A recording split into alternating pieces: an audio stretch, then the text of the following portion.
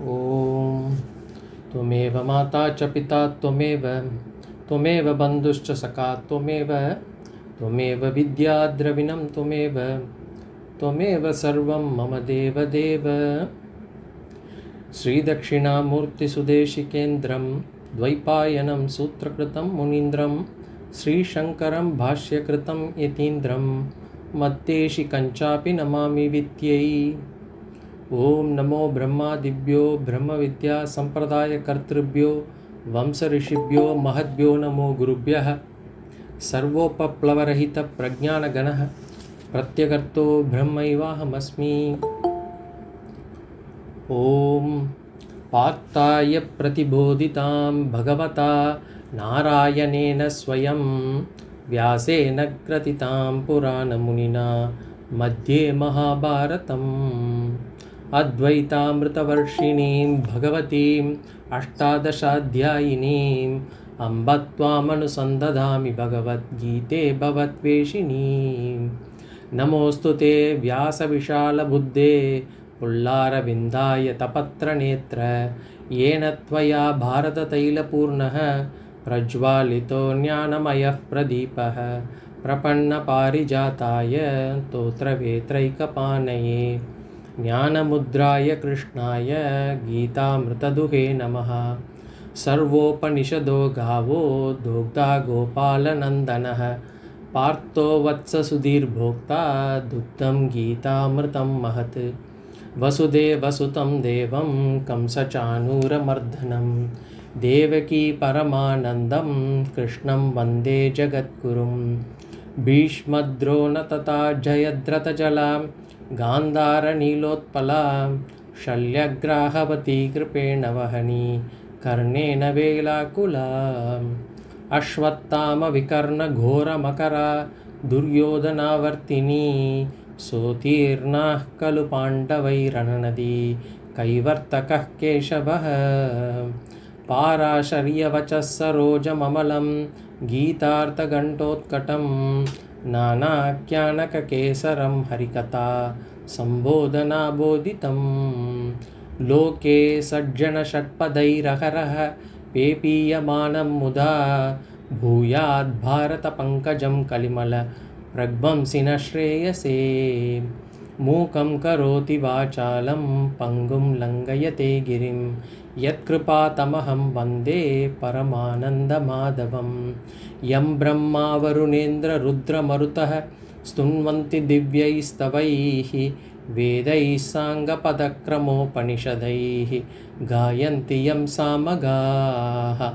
ध्यानावस्थिततद्गतेन मनसा पश्यन्ति यं योगिनः यस्यान्तं न विदुःसुरासुरगणाः देवाय तस्मै नमः।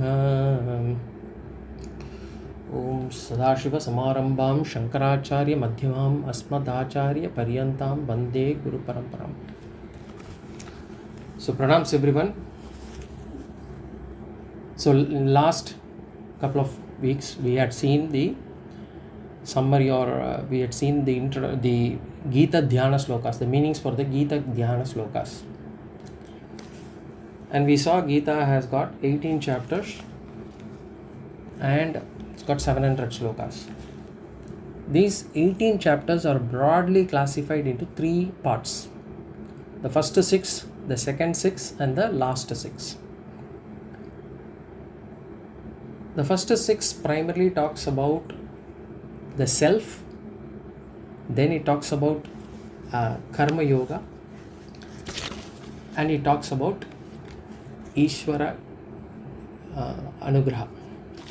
Now the second 6 is, or the second Sharkam we say, that talks about Ishvara, the nature of Ishvara, and then it is also talks about the sadhana, the upasana. Basically, the first 6 it was Karma Yoga, the second is upasana, and then the third is, it talks about the practice of understanding the Ishvara, nature of Ishvara.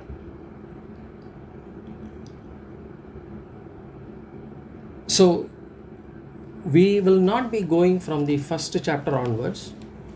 For this session, we would be starting with the 13th chapter.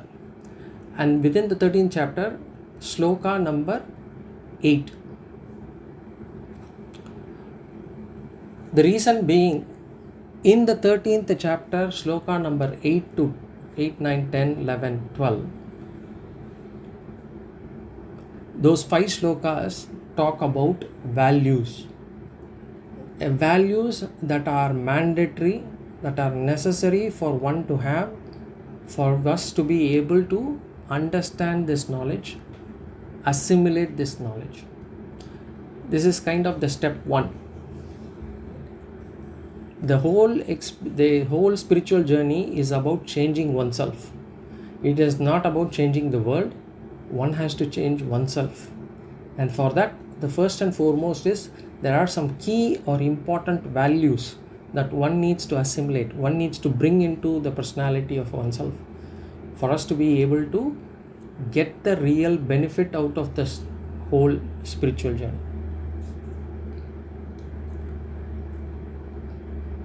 And this sloka,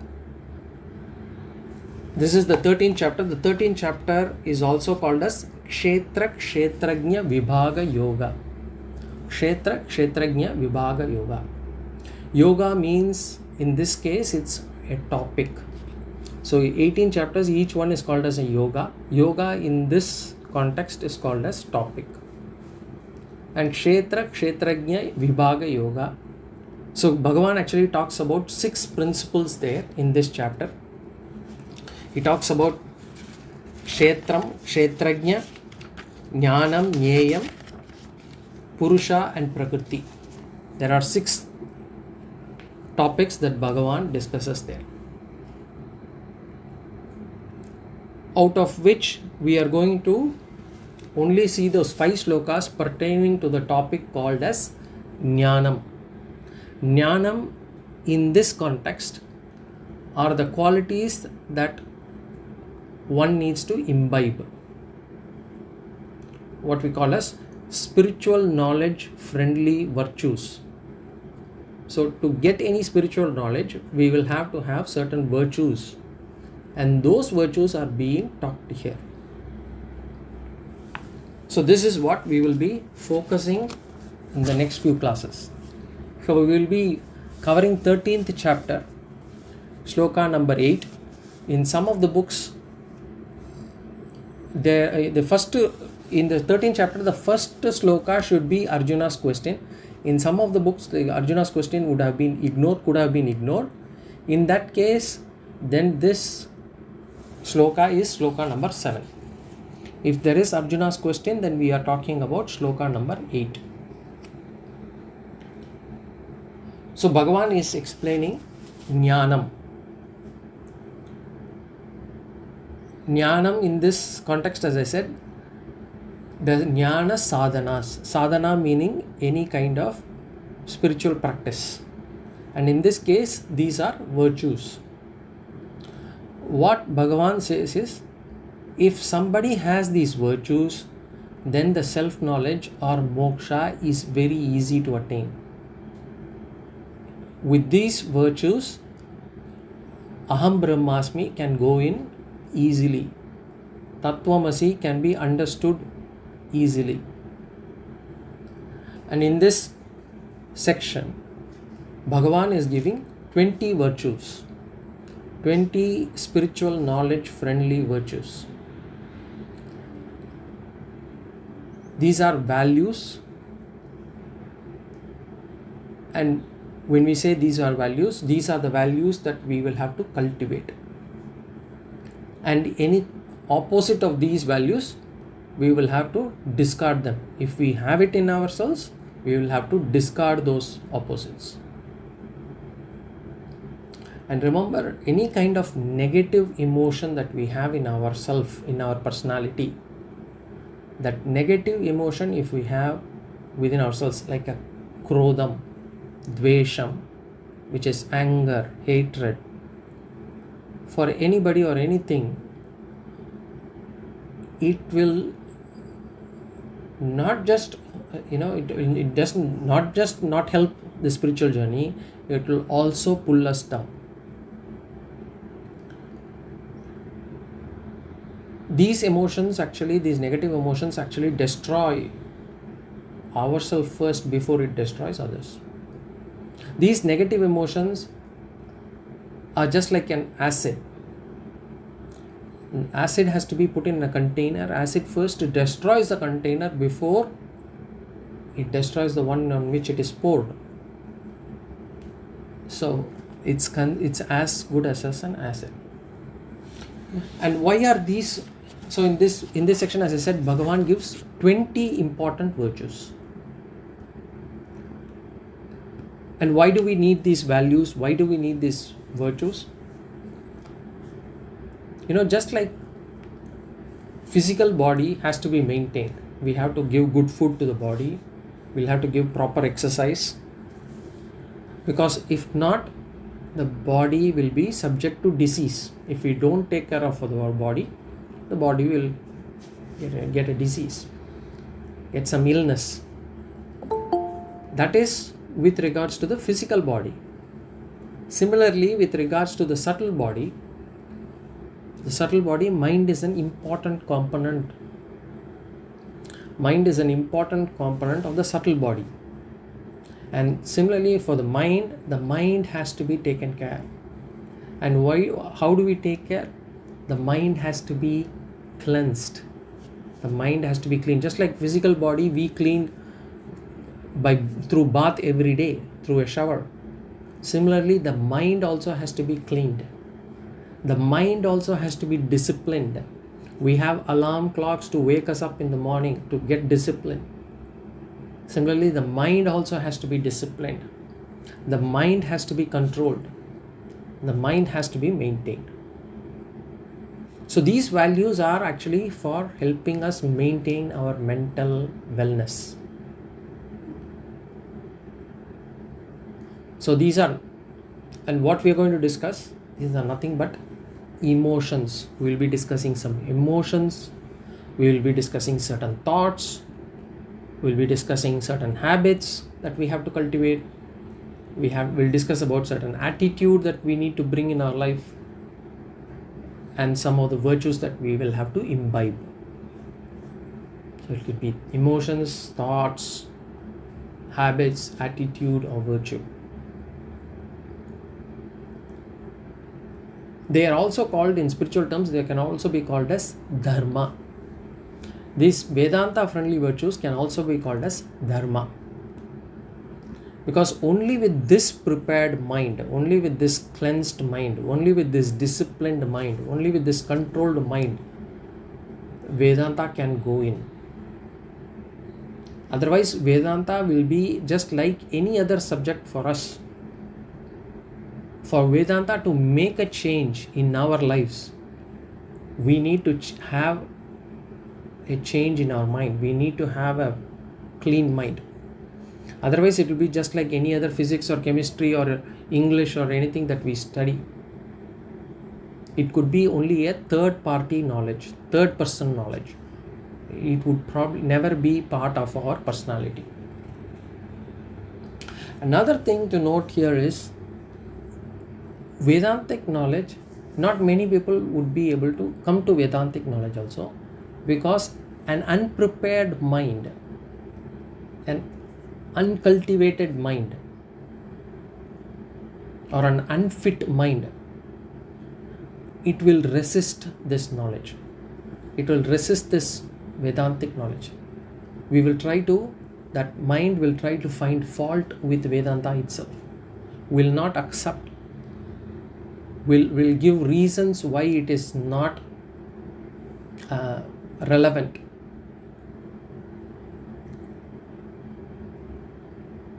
So even if we listen, it will not accept. It will say that it is not good for me. So even if the mind receives the knowledge, it will not be assimilated into the personality.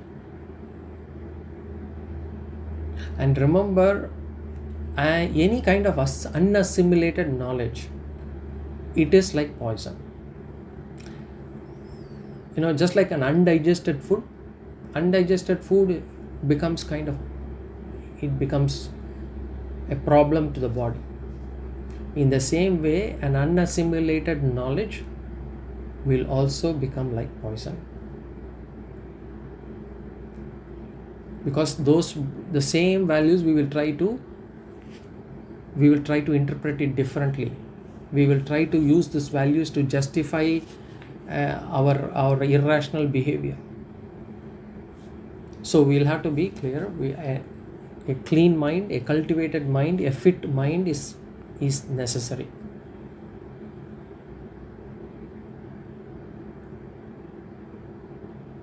Shastra says, anabhyase visham shastram.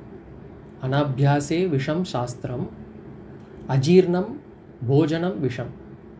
So, anabhyase, if we are not practicing shastras, it turns into poison.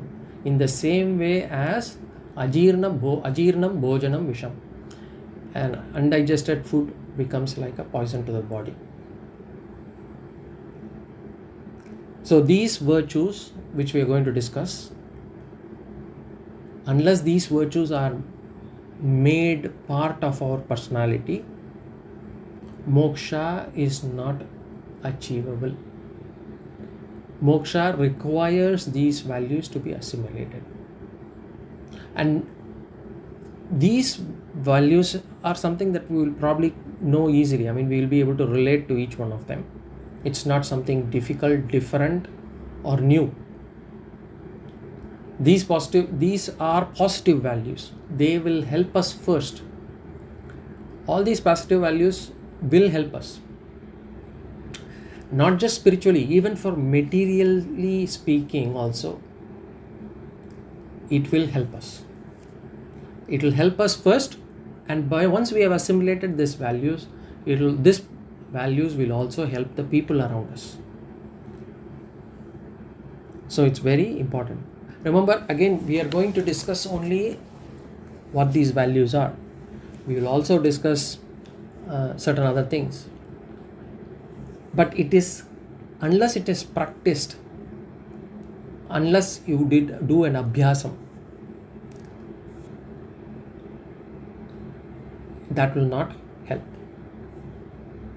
Because knowledge on these virtues, does not give that experience. It needs to be practiced. Knowledge alone does not give us experience. I read on how to drive a car.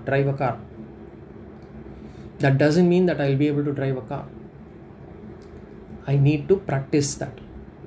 I can read about swimming, how to get into the water, how to turn my head, all those things. But unless I practice, it will not help. In the same way, the values that we are going to discuss, we will have to practice. So the question is, how to cultivate these values? The next question is, how do I cultivate these values? First, we are going to discuss about 13 different points. 13 points we'll see on how to cultivate these values.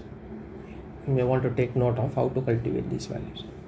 Number one, first one, keep an open mind. It's easy to advise others. We can always advise others, that will come naturally to us. But we will not follow them.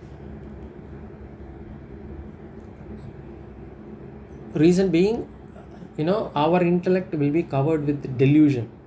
We lie to ourselves that we don't need this value, or we are already following this value, or we will not even reflect on what we are doing to say whether we have this value or not. And it's easy to probably, whenever these values are discussed, it is always easy to reflect, or it is always to see, judge others is easy. Whether this person is following that, whether my spouse is following it, my family members, my in-laws, my boss, we always look to judge others. First and foremost is to keep an open mind and reflect. That's number one. Number two, avoid non-acceptance. Whenever a new truth is seen by mind, whenever some new knowledge is seen by mind, there is always a resistance. Because so far we have seen it differently, we are not willing to accept it.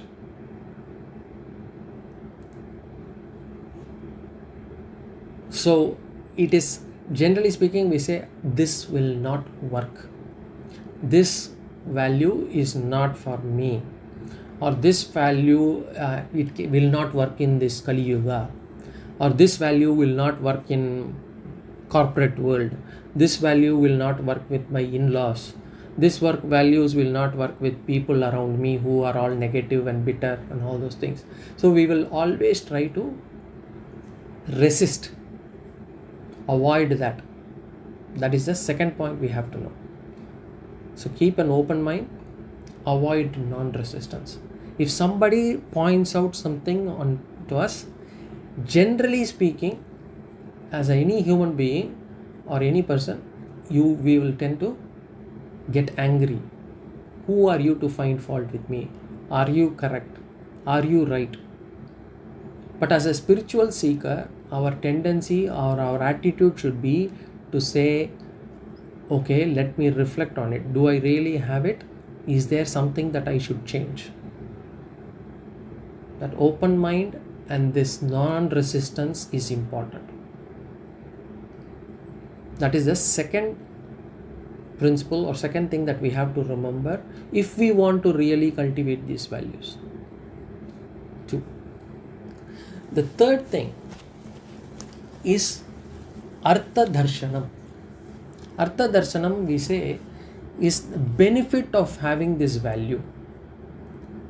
Benefit of having this value in a long term, how am I going to benefit? We will have to see the benefit. Because we generally don't do anything without having any benefit. What is the value of a value? We will see that. We'll have to see, is this okay? This is going to help me in the long term. I should be able to see the benefit. I should be able to think. I should be able to ponder and say, okay, I really think this is going to help. I have to convince myself.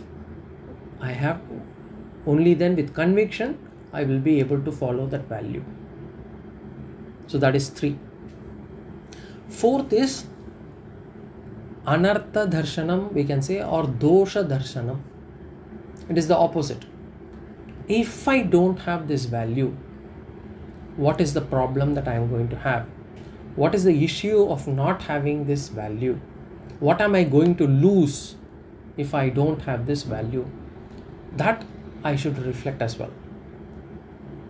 And if I see, okay, the loss is heavy, it is in my interest to follow this value. So that is another way for us to get conviction to follow this value. The 5th one is Satsangam. Satsanga is been every spiritual book or everywhere you would see Satsangam is very important. The association of the people around me, of the books I read. The association is not just the people. The books I read, the television or the movies or the series or the entertainment things that I watch, the things that I hear, listen, everything can be classified under Satsangam. Every Sangam. So we'll have to have Satsanga. So we'll have to read the books of, spiritual masters. We'll have to read, if not their books, at least about their lives, because we will seek motivation through that. We even having a photograph of the guru, of the spiritual masters, of some, having some motivation by looking at the pictures. So Satsanga is important. Then Sixth one is pariharam. Pariharam means, suppose if I take a value and that value is about bringing about a habit, and if I don't follow that regularly, then I should be in a position to say, okay, if I don't follow this, I should give myself kind of a self-punishment. That I shouldn't, okay, self-punishment may not be only physical.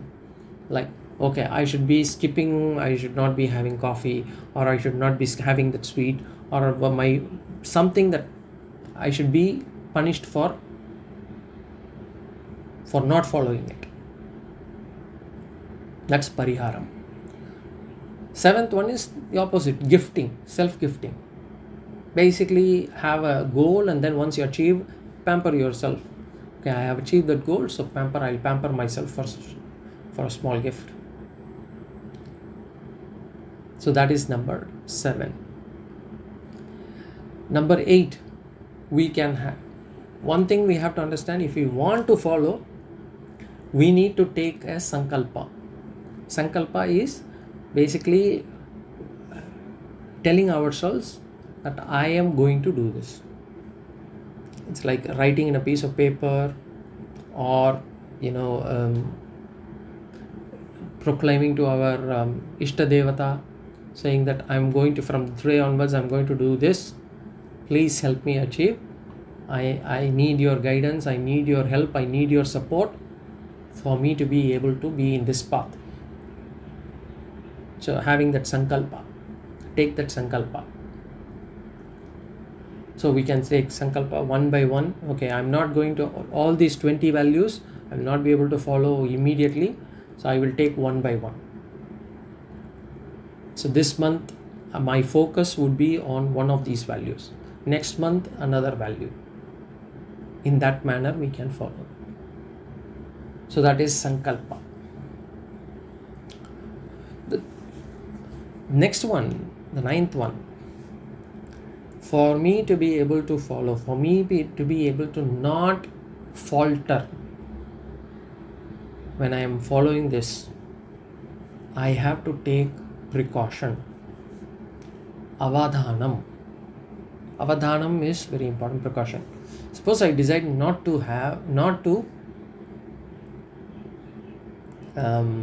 talk ill of others. I've decided not to talk ill of others. Then I should avoid getting into a group which generally talks about others. I should not get into any kind of gossip group, because the moment I go there, even if I try to keep quiet, people will put words into my mouth and they will make me speak ill of others. So I should take precautions. So that is another one that I have to understand. Precaution, taking avadhana. Next one is Sahaya Anveshanam. Sahaya Anveshanam is 10th one. That is, I am using one value to cultivate another. For example, as I said, the same example. If I say, I decide not to go for gossip, I decide not to go for this gossip meet, then it will also help me not talking ill of others also, because I basically, by not going for gossip, I'm avoiding the other thing also.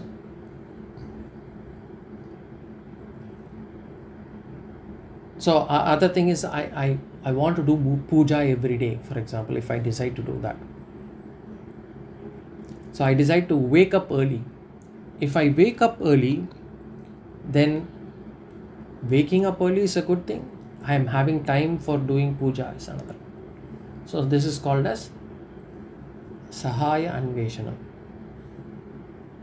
Then 11th one is Pratipaksha Bhavana. Pratipaksha Bhavana means doing the opposite. Understanding our limitations and basically working on it. For example, we say Asankalpat Kama Jayet. That is, if I do not want any new desires, then I should not bring that into my mind again and again.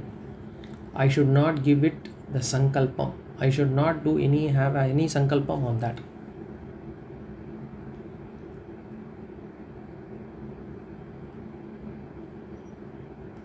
If I have lobham means greed. If I have lobham, and to overcome this lobham, to remove this thing, what I should do? I should do more and more dhanam. Force myself to do more and more dhanam. By doing more and more dhanam, I will be able to reduce my lobham. So, pratipaksha bhavana, doing the opposite. This is 11. 12th one is dhyanam, meditation, value meditation. We have discussed this in Introduction to Vedanta. It is one of those 4 types of meditation we saw. The 4 meditation types are concentration meditation, expansion meditation, value meditation, and the self meditation. So here the value meditation is important. Dhyanam, again, this word is very misunderstood. I mean, it's got multiple meanings. Like bhakti is also got multiple meanings. So meditation, we have to, when we say meditation here, value meditation, we have to meditate on the benefits of it, the benefits of this value, the glory of this value. And initially we may have to fake that value within ourselves, fake it to make it, as they say. I may not have it, but I force it on myself. And initially it might look as if I am faking it, but with the idea that I am actually making it. I don't fake it because I want to get a good name from others. I fake it because I want to bring this as a value in me, as a value. So that fake it and make it. So this is the 11th one. Then 12th one, which is very important, prarthana. Prarthana means seeking Ishvara's grace, seeking Ishvara anugraha, seeking Bhagavan's help, talking to our Ishta Devata, able to connect with our Ishta Devata, seeking his help. It brings out our inner feelings. When we face failures, when we are stressed out, when we are tired, only Bhagavan's strength will take us through. So having that connect with Ishvara, having that prarthana, doing that prarthana, seeking his limitless grace is important. So these are the 13 ways or 13 tips that I can say that can help us follow these values.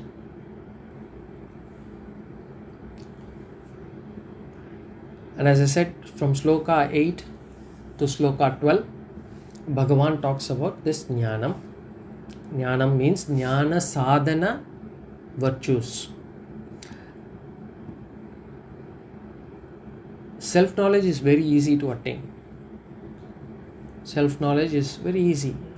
Logically, we can definitely prove that we are not the body, we are not the mind.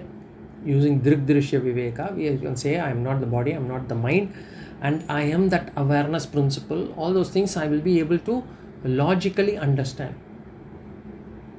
But to be able to make that knowledge and be able to make it in such a way that this knowledge is at the back of my mind when I interact with the world is the difficult thing. And for that, with these virtues, I would be able to do that.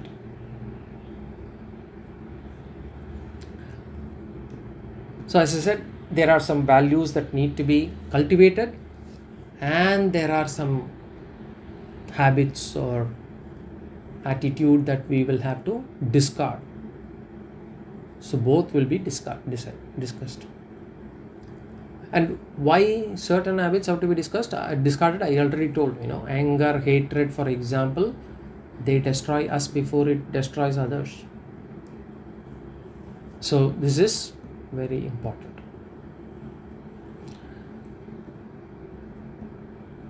In the Patanjali Yoga Shastras, there are already 10 values that were given, and which we had discussed in our introduction to Vedanta also. We saw that Yama and Niyama. The Patanjali Ashtanga Yogas, you had Yama, Niyama, Asana, Pranayama, Yama, Niyama, Asana, Pranayama, Pratyahara, Dharana, Dhyana, Samadhi. Those Ashtanga. There we had Yama and Niyama. Yama are those that we have to live, and Niyama are those that we have to follow. And we saw that Ahimsa, Yama we had 5. Ahimsa, Satyam, Asteyam, Brahmacharyam, and Aparigraha. And in Niyama we saw that as Saucham, Santosha, Tapas, Swadhyaya, and Ishvara Pranidhanani. So those were the 10 Yama and Niyama, we saw that. The next question that will come to mind is, why do I need to follow? Why do I need to follow these virtues? Of course, one is for the spiritual benefit. But more importantly, these are the universal laws. These are, as I called earlier, these are dharma. Dharma is, if I violate this dharma, I hurt myself. It is as good as if I have to scratch my back, then because my back is itching, and then I go to a big tree with thick barks, sharp barks, and I try to rub my body against it. What will happen? Sooner or later the itching might go, but with itching gone, I would have redness, rashes, irritation, and all kinds of problems. It will be burning when I actually rub myself against the sharp barks of a large tree. So, same manner, if I violate dharma, initially it might look as if it is giving me a short-term gain, but in the long term, violation of dharma will lead to problems for oneself. That we have to understand. Why? Because the world is a bank. Whatever I deposit in this bank, I will withdraw one day. Whatever I sow, I reap. Karma works. Whatever I do today, I will be getting it one day. And these are dharma. If I follow, I am good. If I violate dharma, it will hurt me back. So, with this introduction, we will go to the Sloka number 8. Chapter 13, Sloka number 8. Sri Bhagavan Uvacha, it says. Now, Sri Bhagavan Uvacha. Now, this is another thing, so which we saw. Bhagavan means what? Who is Bhagavan? Of course, in this Gita, Bhagavan is Krishna. But who is Bhagavan? Ishvara as we call him. Who is a Bhagavan? Shastra says Bhagavan is one who has got 6 Aishwaryams in full. 6 things in full, Purnatvam. Those 6 attributes, if a person has it in full, complete, then that entity or that person is a Bhagavan. And what does that sloka says? Aishwaryasya samagrasya dharmasya yashasriyaha jnana vairagyoschaiva shannama bhaga itirana. Aishwaryasya samagrasya. Aishwarya. Samagrasya means in full. Samagrasya means in full. What are the things that needs to be in full? Aishwaryam. Aishwaryasya samagrasya. Aishwaryam means rulership. Rulership. The ability to rule over others. That Bhagavan has over this world. He's got the world in his control. The rulership is, we also have some bit of rule. We are a boss in our office, there is an employee, so we have some limited rulership. At various places, we have some limited rulership. But Bhagavan is samagrasya. He's got complete rulership. That is number 1. Number 2 is Aishwaryasya samagrasya dharmasya yashasriyaha. Dharma. Dharma means what in this context is punyam. Bhagavan is full of punya. Without an iota of papa. Again, for us also, we also have done some punya. Otherwise, we would not be even in this class, sitting and listening. We will not be in this path. We will not have had such a good life. So there is some punya that we have and we are still doing. But we also do papas. So it's not full, only complete punya. Bhagavan is one who is doing, who has got complete punya. Then yashas. Yashas means yashaha, fame. Again, we also have some fame. We are also known in limited circles, in our neighbors, in our industry, corporate world, wherever. We have some bit of fame. Again, Bhagavan has complete fame. Shriyaha. Shrihi means what? Shriya means wealth. Bhagavan has unlimited wealth. We also have some wealth, but it's not complete. Then the last 2. Jnana vairagyoschaiva. Jnana and vairagya. Jnana means knowledge. Complete knowledge. And then vairagya. Vairagya means dispassion. We already saw. No likes and dislikes. No ragadvesha. So for us, the first 4 we may have some bit. We will also be having some Aishwaryam, some Dharmam, some Yasham, some Shri. But this Jnana and Vairagya which we talk about, we may not have them. Bhagavan not only has that, he has that completely. For the other 4, we may have something not in full. 5 and 6 is a big question mark. For Bhagavan, he is all the 6.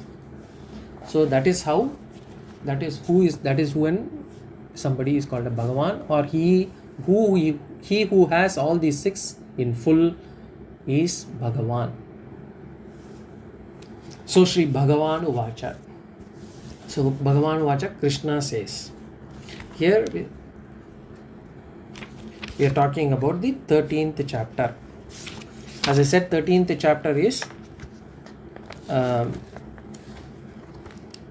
Kshetra Kshetrajna Vibhaga Yoga. Okay. Atatrayodashodhyayah. So we are in the 13th chapter. Trayodasha Adhyaya chapter. Okay, we'll go on. We'll do this sloka. Amanitvamadambhitvam ahimsa kshantirarjavam acharyopasanam shaucham stairyamaatma vinigrahah. Amanitvamadambhitvam ahimsa kshantirarjavam acharyopasanam shaucham stairyamaatma vinigrahah. So this is, in this sloka, Bhagavan is giving one manito adamitam ahimsa kshanti arjavam 5, 6, 7, 9 virtues. In this sloka itself, Bhagavan is giving 9 virtues. The first virtue is, the first and foremost is amanitvam. Amanitvam, in English we can say humility. In other words is vinayam, vinayaha. Or amanitvam is freedom from manitvam. Manitvam means self-conceit, self-glorification. Or in other words we say self-admiration. Looking upon oneself as a great person. In Tamil we say garvam, or we can also say superiority complex. This, he says, do not have it. Bhagavan says, do not have this garva, do not have this superiority complex. Practice humility. Do not have this self-glorification. And this is actually a Shishya's primary quality. When we talk about spiritual pursuit, a Shishya should be with Vinaya, should be humble, should be with humility. And what's of humility? When do we generally need to be humble? When should we not feel garva? Especially when we do dhanam. When we do dhanam, immediately a superiority complex comes in. I am giving. I give this to you. I feel good because I am giving. Or it could be out of the kulam. I come from this family. My family is such a great family. My great grandfather was with this king. That kind of kulam. Or it could come out of vidya, education. Oh, I am a PhD. Or I have done from this particular prestigious university. Or I have got this pedigree. I have got this degree. So this vidya, I know this, I know that. Or it could be even in the spiritual pursuits, it could come out of tapas. Oh, I have got this ability to, I do this puja for 3 hours every day. I can sit and do japa continuously. All those things. Or it could come out of something which is very fleeting.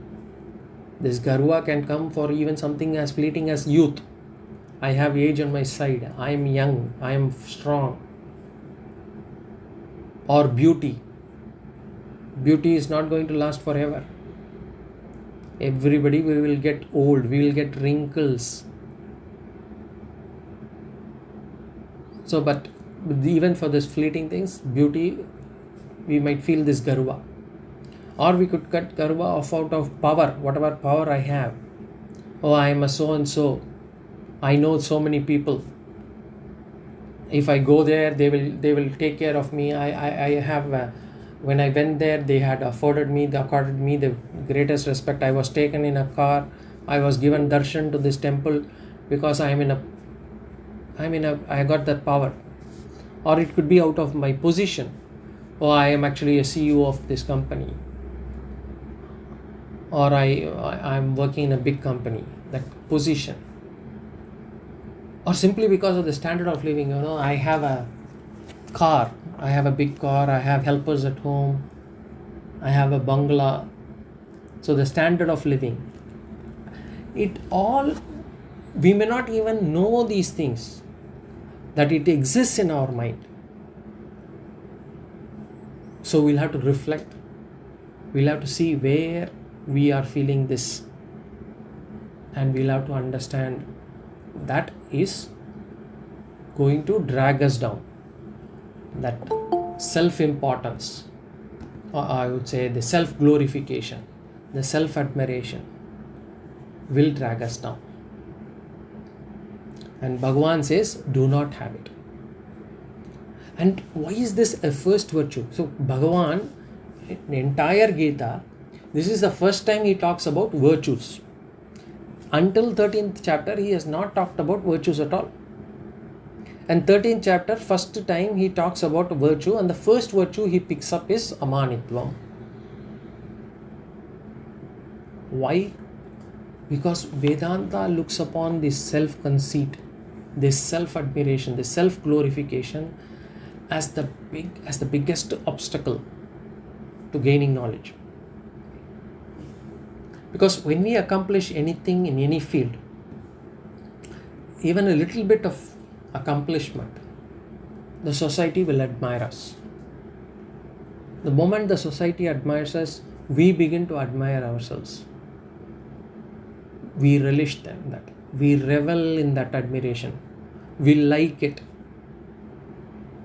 Although outwardly we may be like, oh, no, I am okay. But internally we relish, we admire, we revel, we feel happy, we feel good. So this will actually drag us down. Having power is not bad.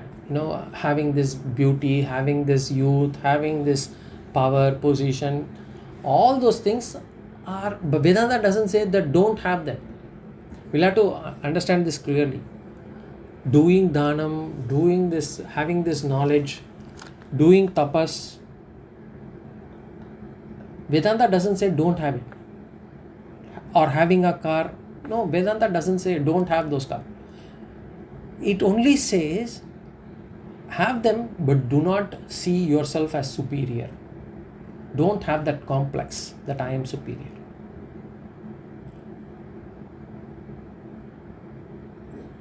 We have seen in Puranas also, Bhima, there have been stories where Bhima actually was proud of his strength. And he used to walk in that forest when, a monkey lay on the floor, on the way with the tail on the path. And he will ask the monkey to move. The monkey will say, I am too old, can you lift the tail and throw it away so that I throw across and then you can walk past. And he wouldn't be able to do that. And then he realizes that monkey was none other than Hanuman. So Hanuman basically said, Bhima, do not have this garva on your strength. Don't feel mighty that you are too powerful, you are the strongest. Same thing with Narada. Narada was having this feeling that he was the greatest bhakta. So Bhagavan gave him a test and brought him back to understand that you are not the greatest bhakta, don't have this superiority complex. So Bhagavan, in this Puranas we have all these stories to teach us this lesson of amanitvam. And why this self-conceit is a trap? Why is it big trap? Number one, we will lose the reality. We will lose reality in the sense we expect respect. The moment I feel that I am actually great, I start expecting respect from people. And when people don't give it to me, my mind gets disturbed. Because not everybody is going to behave the same. Some people might respect me, some people may not respect me. We have to understand that. So the moment somebody does not respect me, I start getting disturbed. So that is number one. We will lose reality. Number two, it causes addiction. You see, admiration or this is like a drug. It's very, we need it more and more. The moment somebody admires, we would like to hear more. So sometimes we go in front of them, or sometimes we actually talk to them only to get some good words about ourselves. So it's like we do it for self-glorification. So third is, once I start enjoying this admiration of others, I start blowing my own trumpet. I am the center of attention. So I get carried away. I just go, we just go into a delusion. We go into a delusion and we forget some important facts. What did I really achieve? Whatever I achieved, whether I can take full credit for that. Because in many cases, in 99% of the cases, whatever we have achieved in our life, whether be it in education, in our job, in whatever it is, in our house or whatever, there are so many factors involved in it. It's not just us who is responsible for achieving things, but we want to take full credit for them. Suppose organizing an event, right? We know that there are so many things that are involved, and I play something on the instrument or whatever, and I want to take credit for that. There are so many things. Even if it is our own talent which has got us fame, we have to understand we need to take it as a gift of Ishvara. In fact, Bhagavan says in chapter 10, he will talk about Vibhuti Yoga, where he will say every talent that you see, everything that you good in you see is actually my Vibhuti. And it is impermanent. You have to understand that. So we have to say. That's the third one. Fourth thing is, whenever I am having the superiority complex or the self-conceit, that and bhakti cannot exist. Because I start taking credit for things. I think I am the greatest. I am the best. I don't take it as Ishvara's anugraha. I don't give that credit to Ishvara. So my door of devotion is closed. I forget Ishvara. Remember, only when we are in trouble, we will try to remember Ishvara more. When we are happy, do we remember Ishvara? Many a times, no. We want to take credit for whatever we had done or whatever we had not done also. But only when we are in problems, we tend to remember Ishvara. So when we are doing well also, we will have to remember, oh Ishvara, thanks for your prasada. The fifth problem that I have, I can never admire another person. When I am thinking that I am good, I am great, I cannot believe that there can be somebody who is better than me. I want to be the center of all admiration. So the ability to come and praise others, I will lose that. And not only I lose that, it will automatically lead this to jealousy. It will automatically slowly lead me to anger. So all those negative qualities will start coming in. So this is very important. Amanitvam, humility. So scriptures say, cultivate humility. Otherwise, you will be humbled by Ishvara. And remember, every conceited person, whoever thinks that they are good, in some place or other, will be humiliated by some other person. There cannot be a time when there cannot be somebody who has been completely always by all people being respected. So humility. How to cultivate this amanitvam? 3 things. Whatever we gain, whatever we have, remember, it is all temporary. It is all temporary. Remember that. We saw in introduction to Vedanta also, the Artha, Kama, Dharma has got those doshas.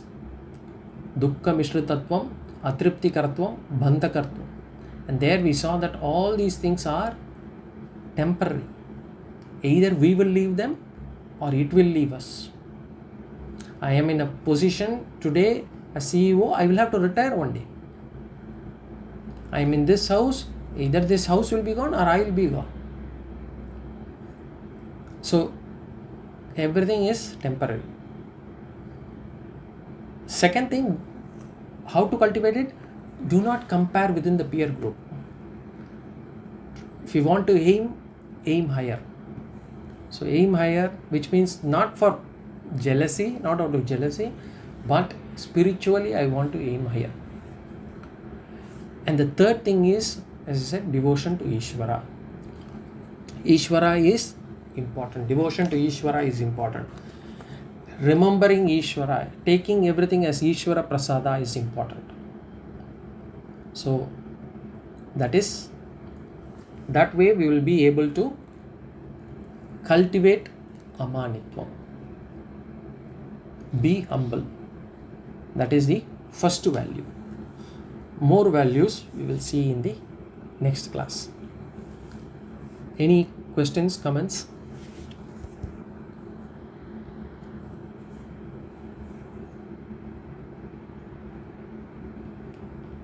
Okay. If not, we will see in the next class.